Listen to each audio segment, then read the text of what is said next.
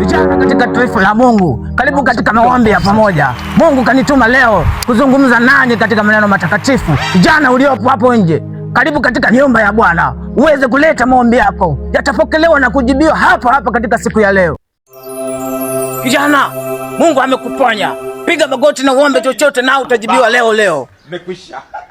Kuna nini tena? Kuna nini tena? Pastor. Kuna nini? Naomba chochote Mungu ananipa. Leo. Okay, ngoja. Baba, nimehangaika sana Mungu. Nimezunguka sana kutafuta pesa Mungu wangu. Nimetafuta kwa nguvu sana. Leo nashukuru nimekutana na huyu mchungaji. Naona leo naenda kubadilisha maisha yangu Mungu wangu.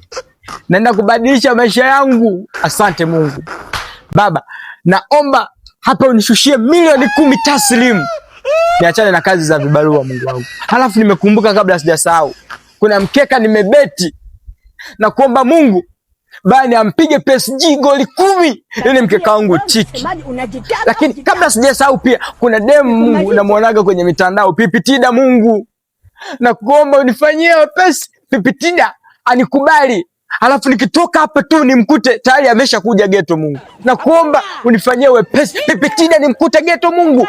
Achana hata na hizo milioni 10 nimkute Pipitida geto. Mungu nakuomba.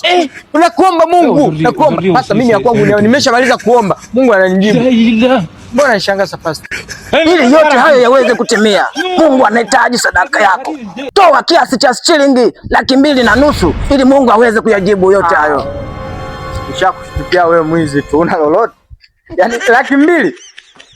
Ningekuwa na 200,000 ningekuja kuomba hapa wewe. Nishakushtukia. Nisikilize kijana. Wewe pastor tapeli, nishakushtukia. Una lolote? Tuzungumze kijana, unisingie. Unajua? Mimi kijana mwenyewe. Na hapa nipo kwenye utafutaji. Utafutaji kwa unakuja kwa tapeli wapi njiani? Hauna hata shilingi. Wewe msenge pia. Toka hapa.